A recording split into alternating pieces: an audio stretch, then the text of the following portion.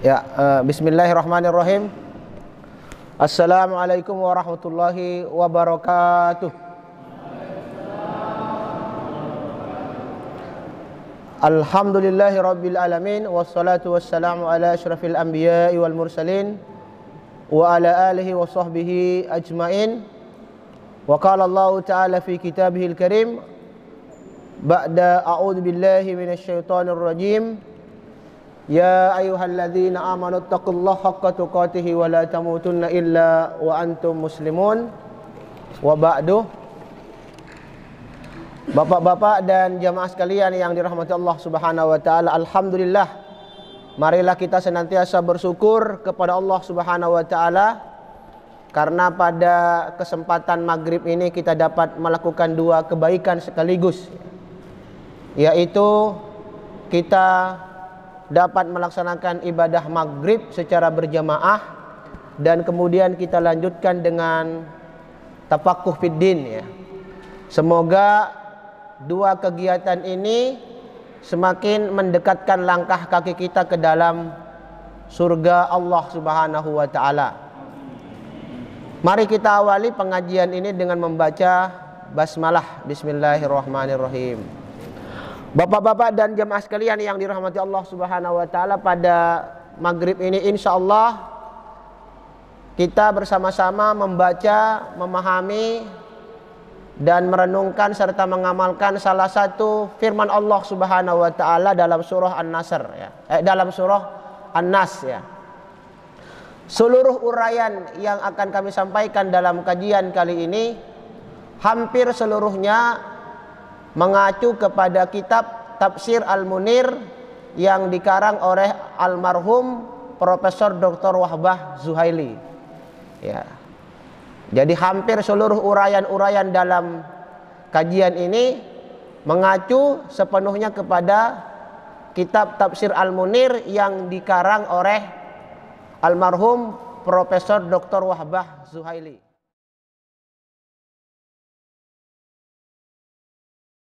Lupa pencet subscribe and comment, di like, dan jangan lupa pencet di sini teman-teman. Dadah.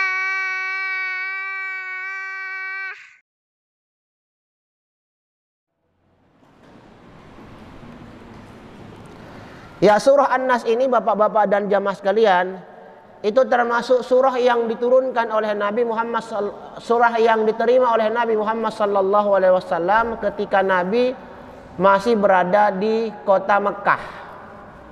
Karena itu surah An-Nas ini disebut dengan surah Makkiyah, ya. Disebut dengan surah Makkiyah. Surah ini jumlah ayatnya ada 6 sebagaimana yang sudah kita pahami. Surah ini dinamakan surah An-Nas karena Allah Subhanahu wa taala memulai dengan kalimat Qul a'udzu birabbin nas. Dan kata An-Nas, ya, di dalam surah ini diulangi oleh Allah Subhanahu wa taala sebanyak 5 kali untuk memberikan penegasan bahwa Allah Subhanahu wa taala memberikan penghormatan khusus, pemuliaan khusus kepada manusia.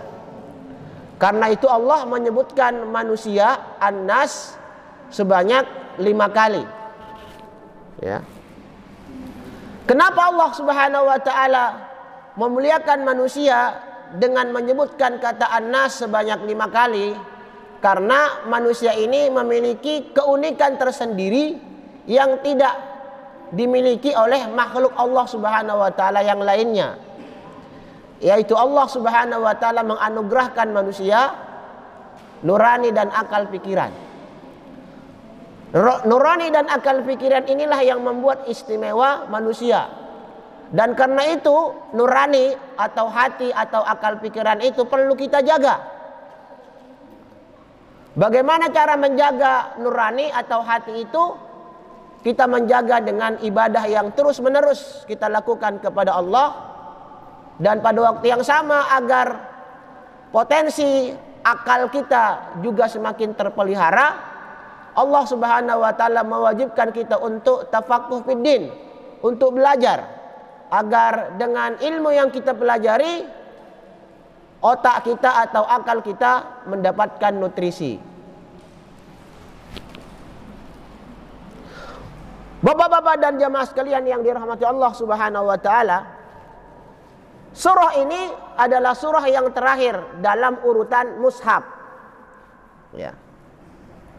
Dan kalau kita lihat kaitan antara surah yang terakhir dengan surah yang pertama, yaitu surah Al-Fatihah, maka ini memiliki kaitan yang sangat erat. Ya. Kalau dalam surah Al-Fatihah ya, berisi tentang al-isti'anah, meminta pertolongan kepada Allah Subhanahu wa taala, kemudian juga diisi dengan puji-pujian kepada Allah Subhanahu wa taala, maka Allah Subhanahu wa taala dalam surah Al-Falaq dan surah An-Nas juga menutupnya dengan al-isti'anah, dengan minta pertolongan juga kepada Allah Subhanahu wa taala. Jadi sekali lagi ada kaitan yang sangat erat antara surah yang pertama yaitu surah Al-Fatihah dengan surah An-Nas. Kedua-duanya berisi tentang betapa wajibnya kita al-isti'anah, minta pertolongan kepada Allah Subhanahu wa taala. Makna lain dari al-isti'anah itu adalah tawakal. Makna lain dari al-isti'anah itu adalah tawakal, menggantungkan asa dan harapan kita hanya kepada Allah Subhanahu wa taala.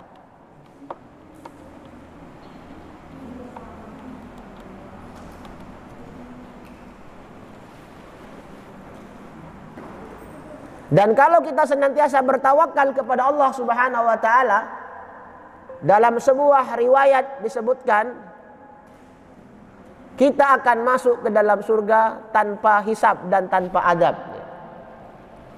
Jadi ada golongan dari umat Nabi Muhammad sallallahu alaihi wasallam, ada 70.000 orang.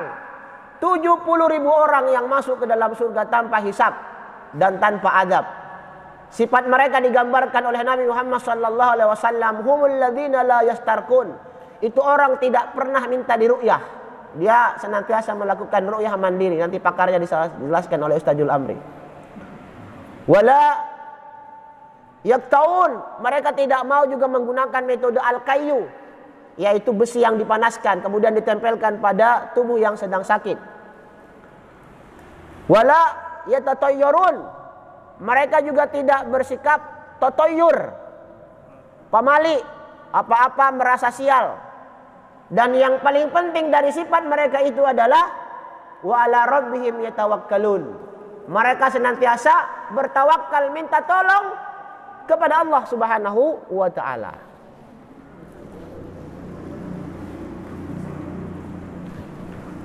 Nah, ini kenapa ini? Oh, ternyata harus begitu. Ya, mari kita baca ayatnya ya. Syekh Wahbah Zuhaili memberikan judul surah ini dengan al-isti'adzatu min syarris syayatin, meminta perlindungan kepada Allah dari kejahatan, keburukan setan-setan.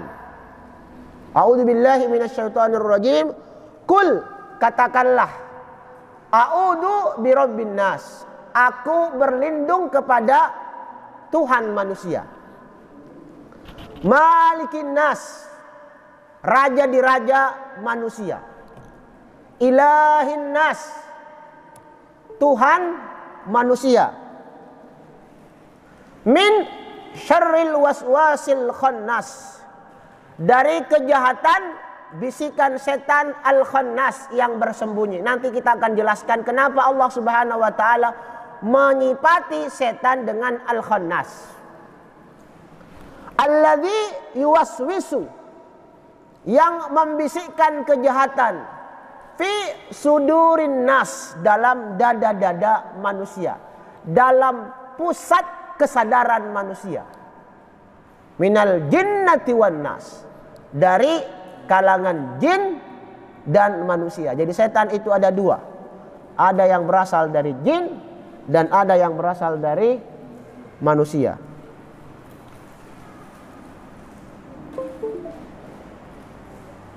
Kayaknya harus. Ya, mari kita tafsirkan.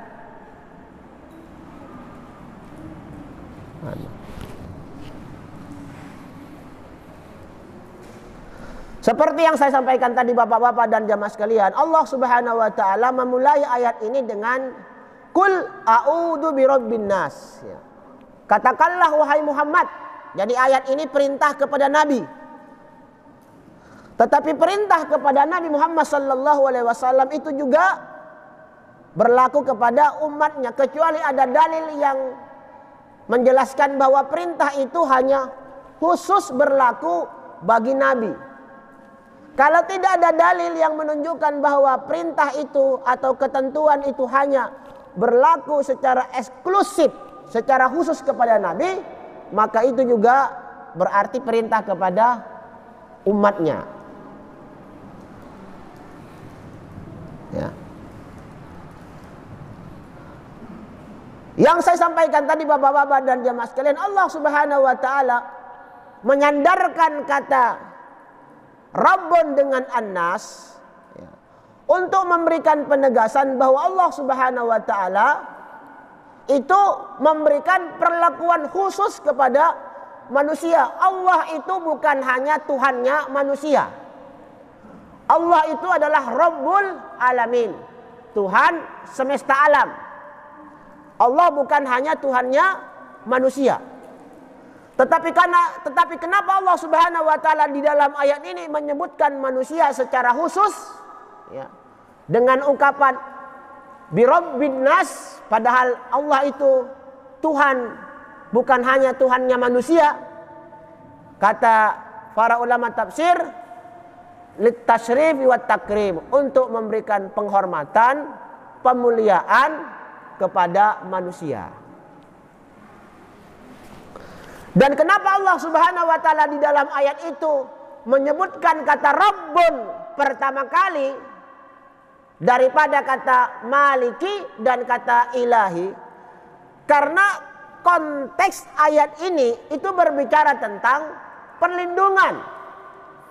Tentang perlindungan, dan kata yang sesuai dengan kata perlindungan itu adalah Rabbun.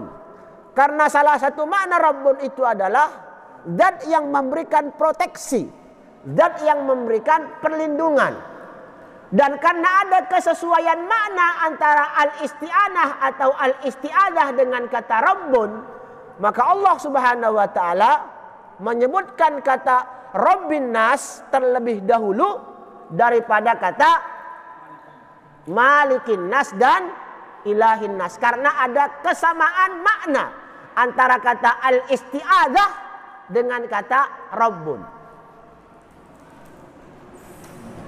Karena sekali lagi di antara makna Rabbun itu adalah zat yang memberikan perlindungan.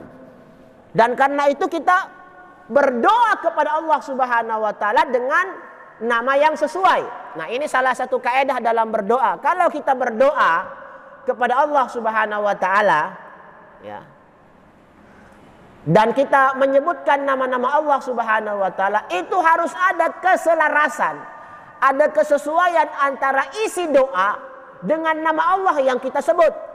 Misalnya kita ingin minta rezeki, maka kita nyebut nama Allah ya Razzaq, ya Al-Ghani, ya Rahman, ya Rahim. Baru kita minta. Nah, tapi kalau kita ingin minta ampunan, kita menyebutkan nama Allah ya Al-Ghafur, ya Ar-Rahim. Jadi ada keselarasan antara isi doa dengan nama Allah Subhanahu wa taala yang kita jadikan wasilah. Ya. Walillahil asmaul husna fad'u biha. Allah itu punya nama-nama, dan berdoalah dengan menggunakan nama-nama Allah Subhanahu wa taala. Namanya tawassul dengan nama-nama Allah Subhanahu wa taala dan sifat-sifatnya. Apa makna a'udzu? A'udzu itu artinya adalah al-taji'u. Aku berlindung, aku mengungsi. Ya, itu makna a'udzu. Kemudian apa makna birabbin nas, Tuhan manusia? Maknanya adalah murabbihim, yang memberikan pendidikan kepada manusia, yang mendidik manusia, yang menumbuhkan manusia, yang memelihara manusia. Itu makna rabbun, murabbi. Ya, kata-kata murabbi itu identik dengan teman-teman PKS ya. Murabbi, pendidik, mutarabbi, yang dididik. Pendidikan itu artinya proses penumbuhan pada tingkat yang paripurna, dan itu dilakukan secara bertahap. Itu yang dimaksud dengan tarbiyah. Jadi kata tarbiyah, rabbun, murabbi, mutarabbi itu memiliki kesamaan akar. Makna rabbun juga adalah zat yang senantiasa memperhatikan urusan hamba-hambanya. Itu makna rabbun. Zat yang senantiasa memperhatikan segala urusan hamba-hambanya.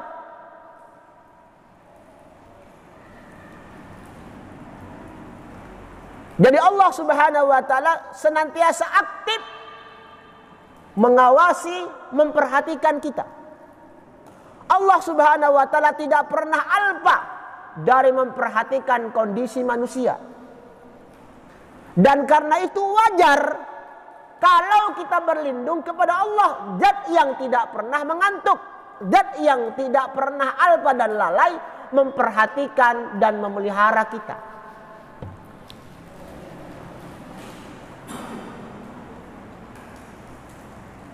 Ya. Al-Imam Al-Baidawi mengatakan, apa perbedaan antara surah An-Nas ini dengan surah Al-Falaq ya? Kalau surah Al-Falaq, bapak-bapak dan jamaah sekalian, itu berisi tentang perlindungan dari bahaya-bahaya yang menimpa fisik. Jadi kalau kita ingin terhindar dari corona, rutinkan membaca surah Al-Falaq. Min syarri ma khalaq, dari segala kejahatan makhluknya. Itu corona makhluk Allah atau tidak? Iya kan? Corona itu makhluk Allah, dan dia bisa memberikan kejahatan. Sekarang pertanyaannya, siapa yang bisa membebaskan kita dari kejahatan corona? Allah Subhanahu wa taala. Bagaimana caranya?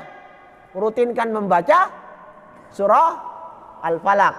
Tentu saja satu paket dengan surah Al-Ikhlas dan surah An-Nas. Lengkapi lagi dengan surah Al-Kafirun. Karena itu kebiasaan Nabi Muhammad SAW dalam salah satu riwayat, kalau Nabi ingin berangkat tidur, Nabi membaca Al-Kafirun agar terbebas dari penyakit kemunafikan. Kemudian dilengkapi dengan surah Al-Ikhlas, dengan surah Al-Falaq dan surah An-Nas. Nah, tetapi surah Al-Falaq itu secara khusus perlindungan kepada Allah Subhanahu wa taala dari bahaya-bahaya yang menimpa secara fisik. Tetapi dalam surah An-Nas ini, itu kita meminta perlindungan kepada Allah Subhanahu wa taala dari bahaya-bahaya yang menimpa secara psikis, kejiwaan. Makanya tadi disebutkan alladzi yuwaswisu fi sudurin nas, yang membisikkan kejahatan, keburukan di dalam dada-dada manusia. Sehingga kalau kita rutin membaca kedua surah ini yang kemudian disebut dengan surah Al-Mu'awwidzat, surah yang berisi tentang perlindungan kepada Allah, dengan izin Allah, dengan kehendak Allah, kita akan terbebas dan terhindar dari bahaya-bahaya secara fisik dan bahaya-bahaya secara psikis, kejiwaan.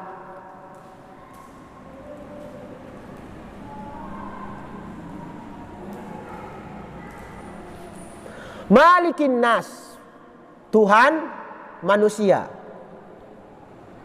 Ilahin nas, Malikin nas, raja manusia. Ilahin nas, Tuhan manusia. Kata Profesor Dr. Wahbah Zuhaili, Malikin nas dan ilahin nas itu adalah dua sifat Allah Subhanahu wa taala yang menunjukkan bahwa dialah satu-satunya yang berhak dimintai perlindungan. Yang namanya raja itu seharusnya memberikan perlindungan kepada rakyatnya. Yang namanya rakyat kalau ingin minta perlindungan, kalau ingin mengadu, dia mengadu kepada rajanya. Dan ketika Allah Subhanahu wa taala menyebutkan kata Malik dan kata Ilahun di dalam ayat ini, itu ingin memberikan penegasan, kata Profesor Dr. Wahbah Zuhaili, ala annahu ta'ala hakikun bil i'adah, bahwa Allah lah satu-satunya yang berhak kita mintai tolong, kita mintai perlindungan. Bahwa Allah Subhanahu wa taala itu qadirun 'alaiha, berkuasa memberikan perlindungan, li'annahu, karena Allah itu adalah malikun.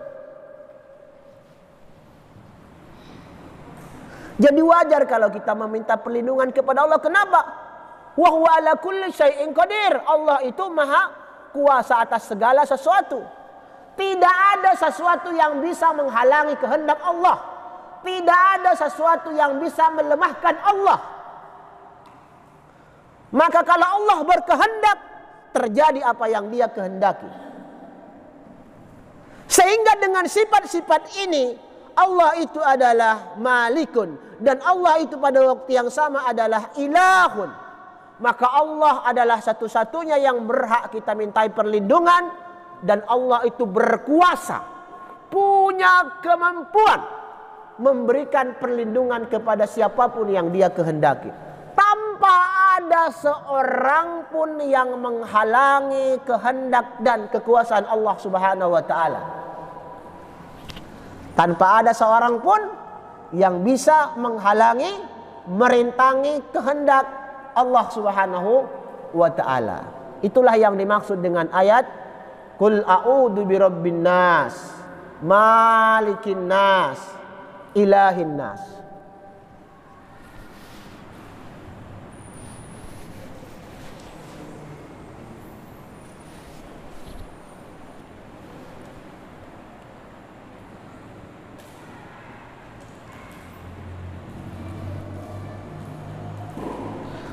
Bapak-bapak dan jamaah sekalian yang dirahmati Allah Subhanahu wa taala, sekarang kita jelaskan makna ayat. Kalau tadi itu penjelasan secara mufradat ya.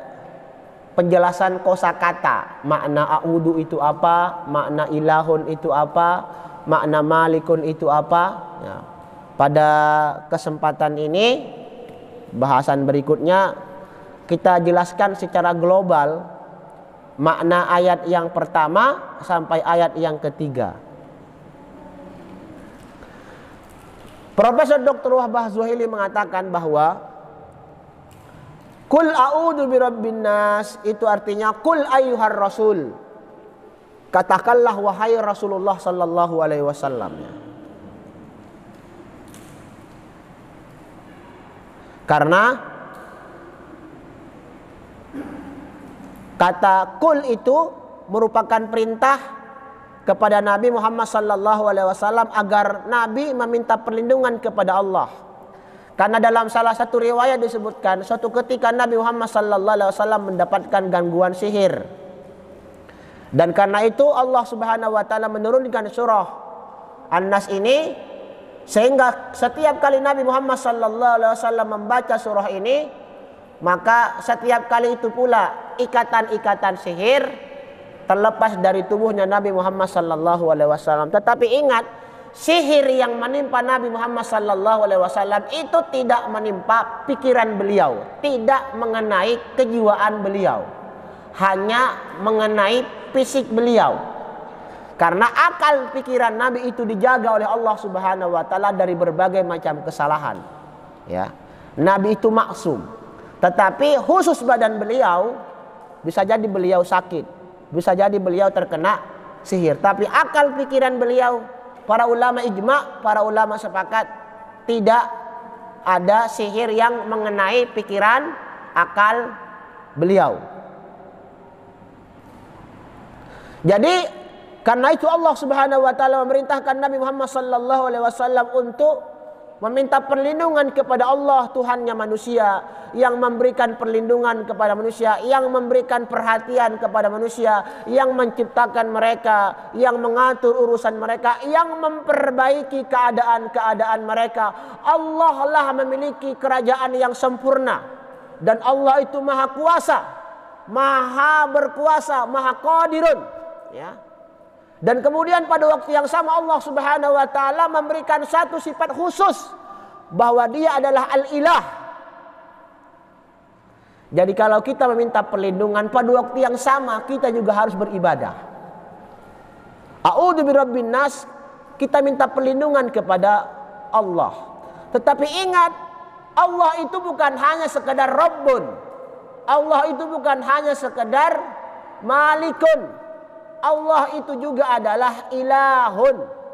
Apa artinya al-ilahu? Al-ilahu artinya al-ma'bud, yang disembah. Kenapa kita menyembah Allah Subhanahu wa taala? Karena dia adalah Rabbun. Karena dia adalah zat yang memberikan perhatian, segala urusan kita dipenuhi oleh Allah Subhanahu wa taala. Segala hajat kita dikabulkan oleh Allah Subhanahu wa taala. Allah itu adalah muslihun, yang memperbaiki keadaan kita. Begitu kita sakit, Allah memberikan kesembuhan. Mungkin awalnya kita stres, kemudian Allah memberikan ketenangan. Maka wajar kalau Allah Subhanahu wa taala kita posisikan sebagai ilahun, sebagai Tuhan satu-satunya yang kita ibadahi. Jangan sampai rajin betul mendapatkan rezeki. Dan rezeki itu merupakan salah satu perwujudan dari sifat rububiyah Allah. Kita mendapatkan rezeki itu merupakan perwujudan dari sifat rububiyah Allah. Tapi pada waktu yang sama ingat, kalau kita begitu banyak mendapatkan kemudahan dalam hidup, mari kita semakin merapat kepada Allah Subhanahu wa taala dengan memakmurkan masjid. Ya. Dan kata ilahun itu tidak boleh digunakan untuk selain Allah. Tidak boleh kita panggil orang ilah, tidak boleh.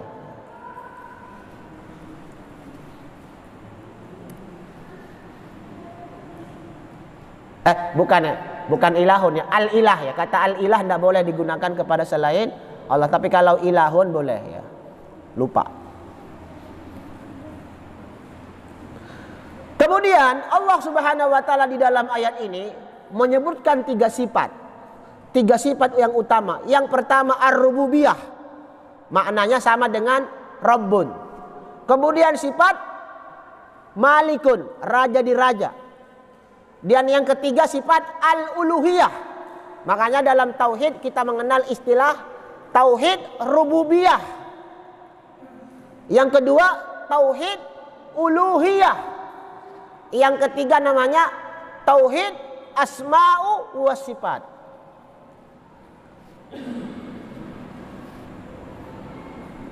Kenapa Allah Subhanahu wa taala menyebutkan tiga sifat yang utama tadi di dalam surah ini? Karena sekali lagi konteks ayat ini itu berisi tentang al-isti'adah, meminta perlindungan. Dan karena itu sifat-sifat yang disebutkan oleh Allah Subhanahu wa taala di dalam ayat ini adalah sifat-sifat yang sesuai dengan isi permohonan kita, yaitu sifat rububiyah, yang kedua sifat mulkiyah, yang ketiga sifat uluhiyah. Jadi ada kesesuaian antara sifat rububiyah dengan makna al-isti'adah. Ada kesesuaian antara sifat mulkiyah dengan isi permohonan, yaitu al-isti'adah.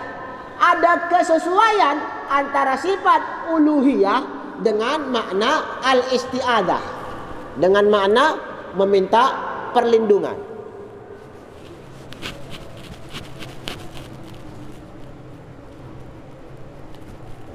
Karena sekali lagi yang namanya rakyat kalau ingin meminta perlindungan, penjagaan, pasti mengadu kepada rajanya. Dan lain-lain sebagainya. Tetapi ingat, dalam ayat itu kenapa Allah Subhanahu wa taala menyebutkan kata ilahun? Malikin nas ilahin nas. Ingat, begitu Allah Subhanahu wa taala telah memberikan apa yang kita minta, kita diberikan perlindungan oleh Allah dari berbagai macam gangguan-gangguan fisik. Ingat, jangan lupa kita bersyukur. Jangan lupa bersyukur. Itu makna penyebutan kata ilahin nas. Karena yang namanya menyembah Allah itu berarti kita bersyukur kepada Allah. Allah telah memberikan kita perlindungan. Allah Subhanahu wa taala memberikan kita pemeliharaan. Setelah kita mencapai, mendapatkan semua apa yang kita inginkan, jangan lupa bersyukurlah kepada Allah Subhanahu wa taala dengan memposisikan Allah selalu sebagai ilahun, sebagai Tuhan. Jangan beribadah kepada selain Allah. Makanya seperti yang awal saya sampaikan tadi, ada hubungan yang sangat erat antara kata Rabbun dengan kata ilahun. Kita telah mendapatkan semua apa yang kita inginkan, semua yang kita perlukan, semuanya dimudahkan oleh Allah Subhanahu wa taala. Tetapi begitu semuanya sudah kita peroleh, jangan lupa merapat. Dan ketika kita bersyukur, nikmat Allah juga ditambah.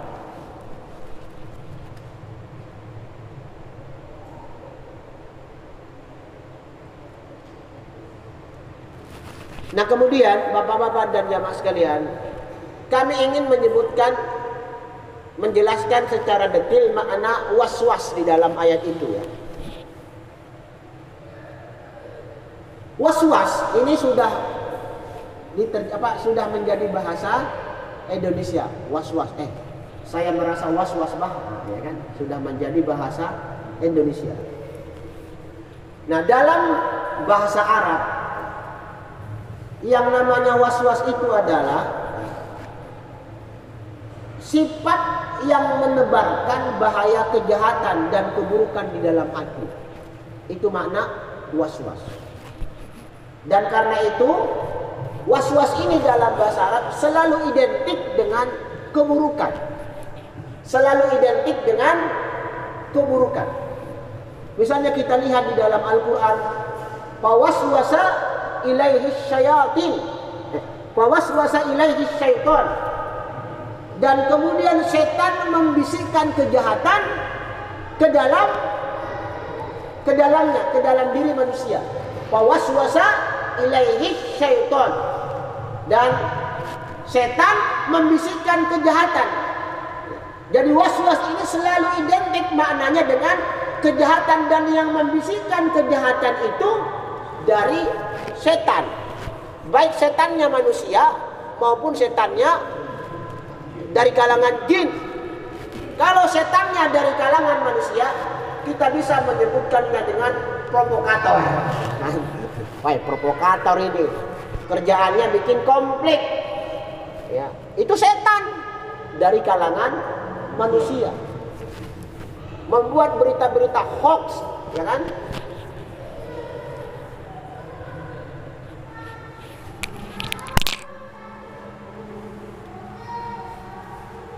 Para ulama juga menafsirkan bahwa makna was-was itu bukan bisikan kejahatan, tetapi mereka menafsirkan makna al-waswas itu dengan setan itu sendiri. Karena memang kata waswas atau sifat waswas, sifat yang membisikkan kejahatan ke dalam diri manusia, itu memang sifat yang dimiliki secara eksklusif, secara khusus oleh setan. Karena itu ketika kita menyebutkan kata waswas, itu setan. Kalau kita menyebutkan kata setan, kita memahami itu makna waswas. Dua-duanya identik. Dua-duanya identik. Waswas itu setan, setan itu waswas.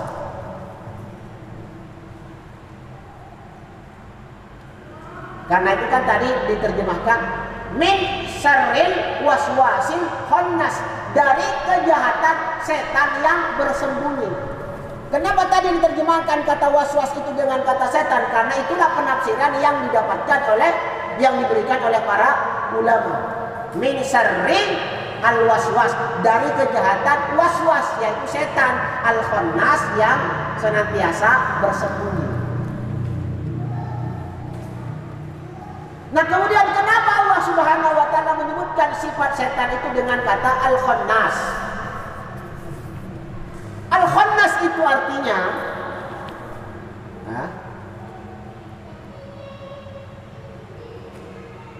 yang terlambat berzikir kepada Allah, yang lalai berzikir kepada Allah Subhanahu wa ta'ala. Makna Al-Khannas juga artinya adalah ar-ruju' wa ta'akhur, kembali dan mundur maknanya, Pak. Apa maksudnya Al-Khannas itu kembali dan mundur? Maksudnya begini, kalau kita berzikir kepada Allah Subhanahu wa ta'ala, setan mundur, tidak berani mendekat, tidak berani menggoda kita. Itu namanya at-ta'akhur, setan mundur. Ya. Dan itu salah satu makna Al-Khannas. Tapi kalau kita lalai dari mengingat Allah Subhanahu wa ta'ala, setan rujuk, setan kembali. Jadi setan itu Al-Khannas, memata-matai kita, bersembunyi mengawasi kita, dilihat-lihatnya kita. Kalau kita berzikir kepada Allah, setan tidak berani mendekat, setan mundur ke belakang. Tapi dia tetap selalu mengintai. Sudah lupa dia orang ini, sudah tidak membaca Quran, sudah tidak berzikir, sudah lupa pikirannya dengan Allah, sibuk dengan urusan dunia. Datanglah setan kembali menggoda kita. Jadi apa artinya bapak-bapak dan jamaah sekalian? Setan sebagai Al-Khannas itu senantiasa mengintai, mengawasi, menginvestigasi, dan setan tidak pernah bosan mengawasi dan berusaha memasukkan bisikan-bisikan kejahatan dan keburukan di dalam diri manusia.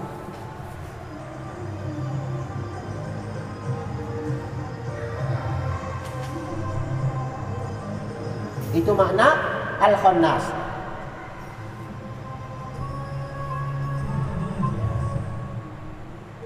Dan itulah yang dimaksud dengan, dan itulah yang disampaikan oleh Profesor oleh Ibnu Abbas. Dia mengatakan begini, qala Ibnu Abbas fi hadhihi ayat, Ibnu Abbas memberikan penafsiran mengenai makna ayat ini. Asy-syaitanu jasimun ala qalbi ibni Adam. Setan itu nongkrong, mendekam di dalam hati anak manusia. Fa idza saha wa ghafala, ketika manusia itu lupa dan lalai kepada Allah Subhanahu wa taala, waswasa. Setan datang memberikan rasa waswas, membisikkan kejahatan. Fa idza dzakarallah, dan apabila manusia itu ingat kepada Allah, khonasa, maka setan itu bersembunyi. Itulah yang dimaksud dengan makna Al-Khannas. Maknanya adalah secara bahasa kembali dan mundur. Kembali dan mundur. Ar-ruju'u wa ta'akhur, kembali dan mundur. Kalau kita berzikir, setan mundur. Kalau kita lupa kepada Allah, setan kembali.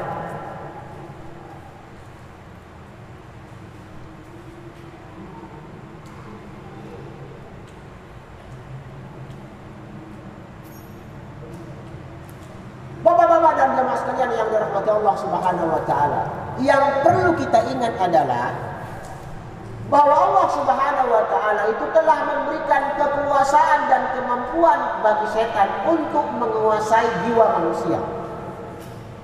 Kita tidak tahu kenapa Allah Subhanahu wa taala memberikan kekuasaan seperti itu kepada setan. Dan karena itu tidak mungkin ada seorang pun yang bisa selamat dari gangguan dan was-was dari setan. Tidak ada seorang, kecuali orang-orang yang mendapatkan perlindungan dari Allah Subhanahu wa taala. Bagaimana mungkin kita bisa menang? Setan lihat kita tidak bisa melihat setan. Secara logika tidak mungkin kita menang lawan setan. Dan yang memberikan pengawasan, godaan itu bukan cuma satu setan, dua setan, banyak.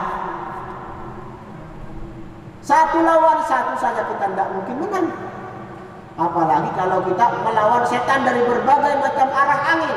Ada yang menggoda kita dari arah atas, ada yang menggoda kita dari arah samping kanan, samping kiri, belakang, depan, bawah. Segala penjuru senjata-senjata diarahkan oleh setan kepada kita.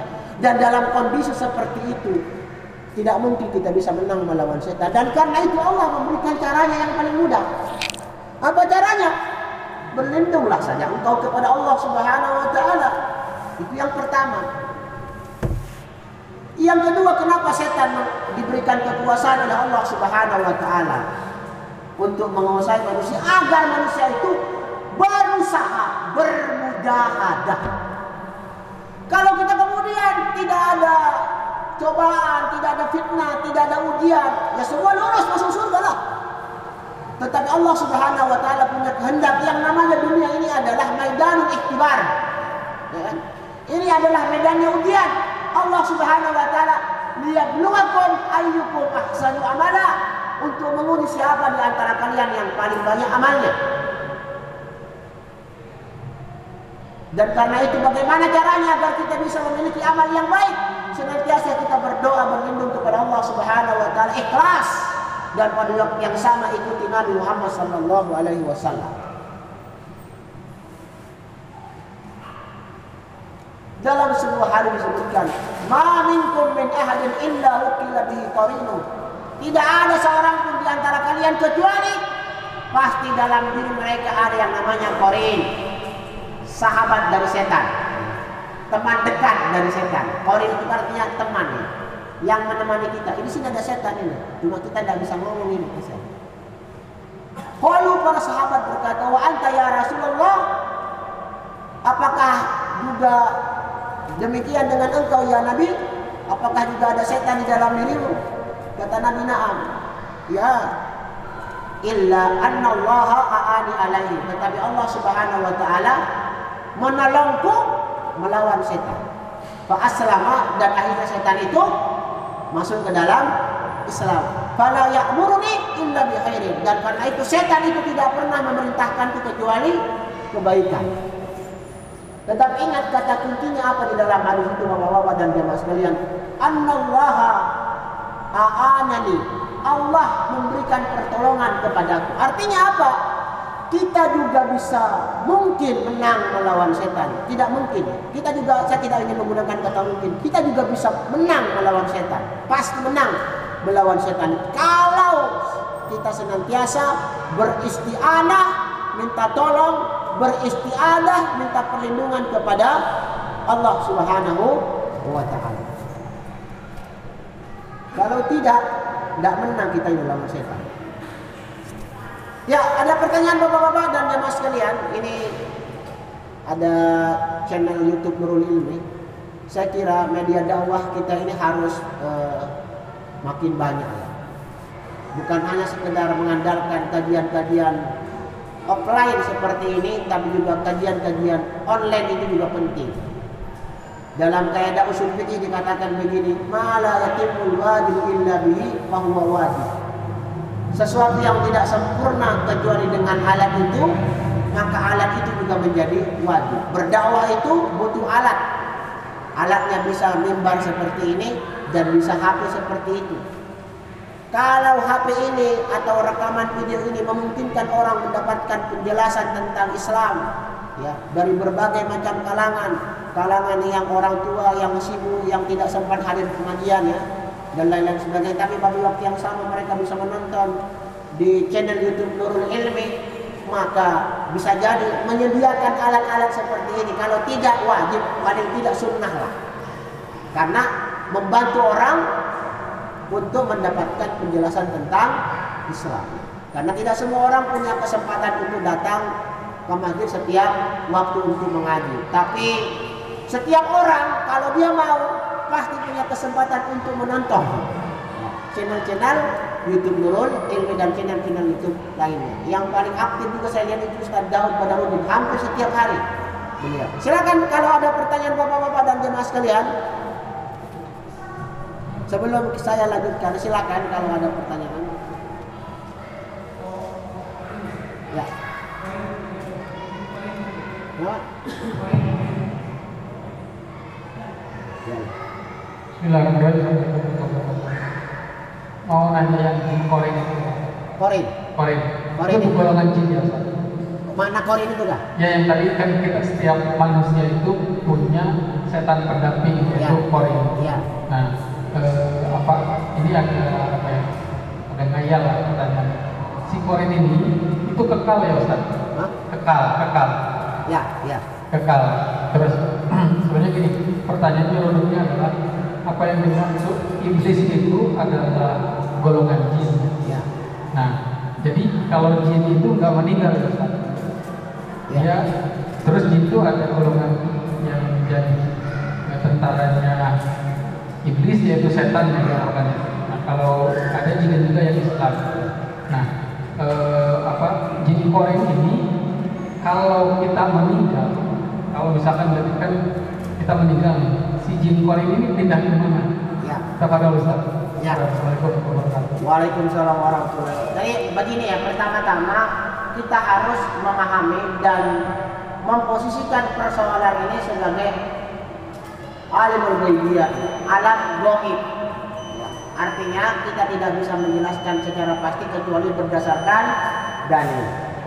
Nah, apakah posisi korin ini itu bergantian? Wallahu a'lam. Kan bisa jadi korin itu bukan cuma satu orang, dua orang, tiga orang setan, tetapi mungkin setan ini berganti-gantian mendampingi kita, mengawasi kita, mengintai kita, membujuk kita. Tapi ingat, ini juga salah satu kemungkinan makna dari korin itu. Tetapi intinya bapak-bapak dan jamaah sekalian, setiap waktu setan itu senantiasa menjadi korin bagi kita setiap waktu. Dan begitu kita mati, belum tentu korin ini pensiun. Bisa jadi dia kemudian mendapatkan tugas kembali oleh iblis untuk menjadi korin-korin bagi manusia yang lain. Wallahu a'lam bishawab. Tetapi intinya terlepas dari itu korin ini bagaimana, pokoknya kita yakin setiap kita pasti punya korin. Setiap kita pasti punya teman dari setan yang akan merusak dan membisikkan kejahatan kepada kita. Minimal itu kita memahami itu. Dan karena kita paham setiap hari kita berdampingan dengan virus kejahatan. Setan ini virus kan? Maka setiap hari itu pula kita jangan lupa berzikir kepada Allah. Karena itu dalam hadis disampaikan karena Nabi sallallahu alaihi wasallam yadhkurullah ala kulli ahyani, adalah Nabi Muhammad sallallahu alaihi wasallam senantiasa berzikir sepanjang hidupnya. Anda bayangkan sekelasnya Nabi berzikir kepada Allah sepanjang hidupnya. Dengan zikir itu kita paling tidak meminimalisirlah tindakan si korin membisikkan kejahatan. Tapi kalau kita kemudian terlalu banyak main-main, meskipun saya terlalu banyak main-main, kesempatan setan membisikkan, paling tidak begini Pak, yang namanya kejahatan itu bukan berarti kita langsung berbuat dosa. Kita tidak punya niat melakukan kebaikan atau malas berbuat kebaikan, itu sudah setan, misi-misi setan berhasil semua. Malas datang ke masjid padahal tidak sakit, ya. Tidak punya kemauan untuk beribadah, itu termasuk pencapaian setan. Oh, sudah ada, sudah. Oh ya, mohon maaf, sudah. Ini saya. Mohon maaf sekali lagi, tolong di subscribe ya, subscribe. Saya kurang pintar bahasa Inggris. Tolong di subscribe saja channel YouTube Nurul Ilmi. Paling tidak kalau kita rajin menonton, mudah-mudahan ada iklan dari Google AdSense nanti juga untuk pembangunan dakwah. Terlalu banyak masyarakat pedalaman yang tidak mendapatkan sentuhan-sentuhan dakwah. Allah alam bisawab. Allahumma inna nas'aluka ilman nafi'a wa rizqan thayyiban wa amalan mutaqabbala. Subhanaka Allahumma wa bihamdik asyhadu an la ilaha illa anta astaghfiruka wa atubu ilaik. Mohon maaf. Assalamualaikum warahmatullahi wabarakatuh.